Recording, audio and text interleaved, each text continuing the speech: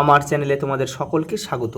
আজ আমরা ক্লাস 7-এর রায় মার্টিন প্রশ্নবিচিত্রা থেকে বাংলার দ্বিতীয় পর্যায়ক্রমিক মূল্যায়নের তৃতীয় স্কুল সলভ করব।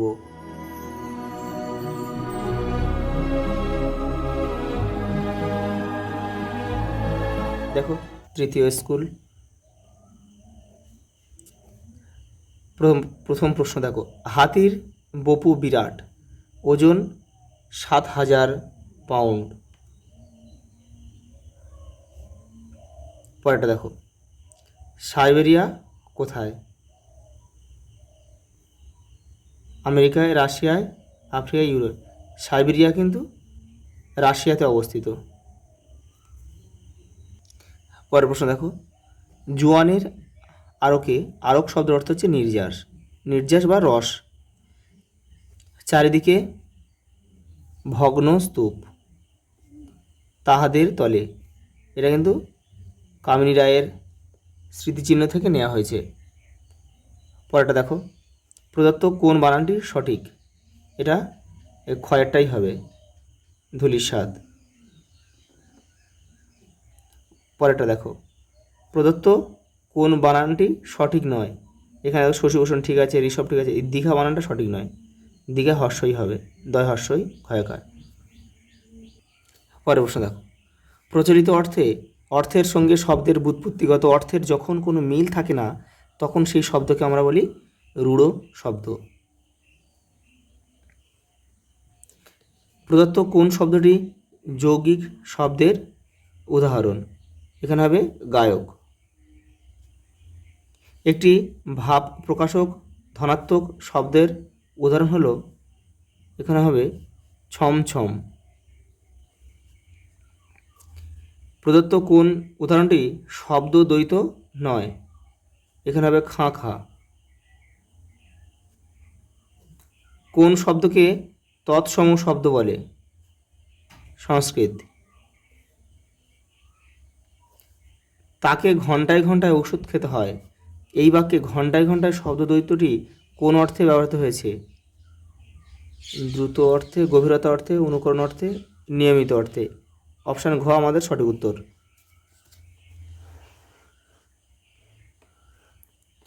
পরেরটা দেখো, মানুষের মনের গতিবেগ কত?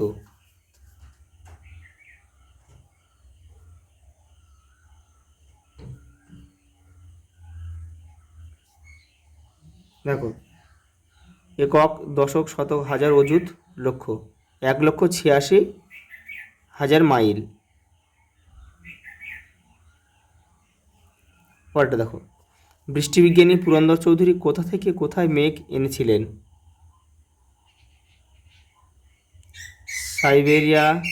সাইবেরিয়া থেকে সাহারা। অঘ্রাণের ভরা খেতে কবি কি দেখেছেন?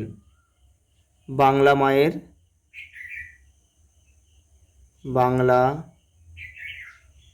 মায়ের মধুর হাসি। এটা কিন্তু দুটি গানের জন্মকথা থেকে নেওয়া হয়েছে। আমার সোনার বাংলা, আমি তোমায় ভালোবাসি, ওখান থেকে কিন্তু এটা নেওয়া হয়েছে। কাজী নজরুলের গান রচনাটি কার লেখা? রামকুমার চট্টোপাধ্যায়। রামকুমার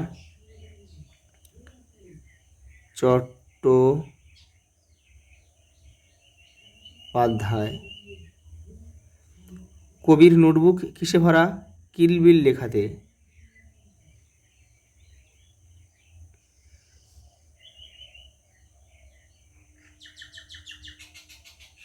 কিলবিল লেখাতে। ওরা ভেবেছিল মনে, ওরা বলতে কাদের কথা বলা হয়েছে? দেখো স্মৃতিচিহ্ন থেকে নেওয়া হয়েছে, এটা রায় মার্টিন 133 নম্বর পেজে রয়েছে। তোমাদের যাদের নতুন বই তাদের কিন্তু পেজ নাও মিলতে পারে, তোমরা 2-1টা পেজ আগে পরে করে দেখবে, পেয়ে যাবে। এ দেখো কাদের কথা বলা হয়েছে, দেখো স্মৃতিচিহ্ন কবিতায় ওরা বলতে যশ ও ঐশ্বর্যলোভী, এই যে এটা লিখতে হবে, যশ ও ঐশ্বর্যলোভী ব্যক্তিদের কথা বলা হয়েছে। পরের প্রশ্ন দেখো, চিরদিনের চিরদিনের কবিতার কোন কোন জীবিকার মানুষের কথা আছে? কুমোর, কামার, তাঁতি, চাষি। ঠাকুমা নাতনিকে কোন গল্প বলেন? দেখো তোমাদের টেক্সটের ৭৪ নম্বর পেজে রয়েছে। এই যে দেখো, ঠাকুমা গল্প শোনায় যে নাতনিকে, কী গল্প শোনায়? কেমন করে সে আকালেতে গতবারে চলে গেল লোক দিশাহারা দিকে দিকে।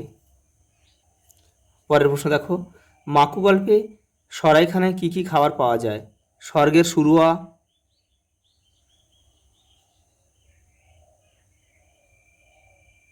স্বর্গের শুরুয়া আর হাত রুটি, হাত রুটি। হোটেলওয়ালার সামনে সোনামাকুর কী নাম বলেছিল? বেহারি, বিহারি। সপ্তাহে ৩ বার পোস্ট অফিসে যায় কেন? এই দেখো, লটারির টিকিট কিনেছিল, জিতলে সে অনেক টাকা পেয়ে বড়লোক হয়ে যাবে, তাই সে পোস্ট অফিসে খবর আনতে যায়। ঘড়িওয়ালা হোটেলওয়ালার কে হয়? দাদা।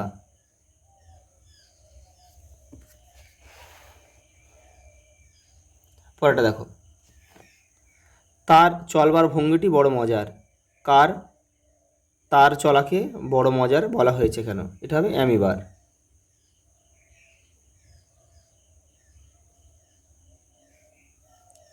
দেখো, এটা তোমাদের বইয়ের ৪৩ নম্বর পেজে রয়েছে, দেখে নাও। এই যে এখান থেকে তোমাদের এটা লিখতে হবে যে অনুবীক্ষণের তলাকার অদ্ভুত বিস্ময়ের জীব অ্যামিবা, তার দেহ বলতে একখানি সেল ছাড়া কিছু নেই, তার চলার ভঙ্গিটি বড় মজার।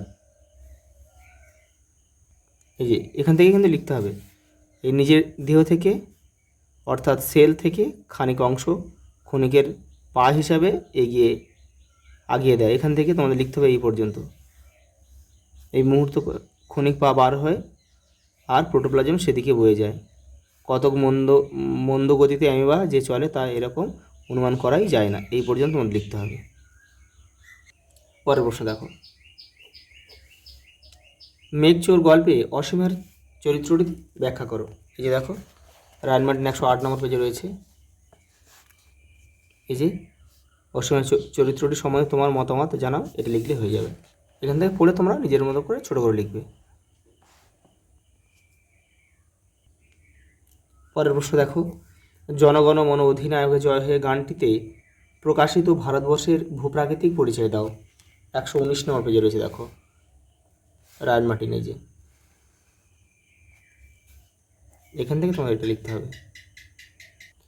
পরের প্রশ্ন দেখো, দেখে শিখে পড়ে শুনে বসে মাথা ঘামিয়ে বক্তা কোন কোন বিষয়ে মাথা ঘামিয়েছে নিজের ভাষায় লেখো। এই যে রয়েছে, এখান থেকে তোমরা করে নেবে। এই পর্যন্ত। পরের প্রশ্ন দেখো, স্মৃতিচিহ্ন কবিতায় কবি কাদের মূঢ় ও ব্যর্থ মনস্কাম বলেছেন? তাদের স্মৃতি কিভাবে লুপ্ত হয়? দেখো ১৩২ নম্বর পেজে দেখো রায়ান মার্টিনে। এই যে এই দুটো প্রশ্ন কিন্তু তোমাদের করতে হবে। এই যে কবিতার কবি কাদের মূঢ় ও ব্যর্থ মনস্কাম বলেছেন। দেখো, যারা অর্থ ও প্রতিপত্তির দ্বারা নিজেদের চিরস্মরণীয় করে রাখতে চায়। আর দেখো তাদের স্মৃতি কীভাবে লুপ্ত হয়ে যায়। দেখো, ক্ষমতা ও অর্থের জোরে যারা সৌধ বানিয়ে নিজেদের নাম অক্ষয় করে রাখতে চেয়েছিল, তাদের সেই সব স্মৃতিসৌধ কালের গর্ভে ধ্বংসস্তূপে পরিণত হয়, ফলে তাদের স্মৃতি লুপ্ত হয়ে যায়। পরের প্রশ্ন দেখো, চিরদিনে কবিতায় গ্রামের সন্ধ্যাবেলা ও রাত্রিবেলার যে ছবি ধরা পড়েছে তা নিজের ভাষায় লেখো। ১৪৩ নম্বর পেজে রয়েছে, দেখো এই যে এখান থেকে এটা লিখবে। পরের প্রশ্ন দেখো, সোনা টিয়া কার প্রতি কেন খুশি হয়েছিল? রায়ান মার্টিনে দেখো ২৫৫ নম্বর পেজে রয়েছে। এই যে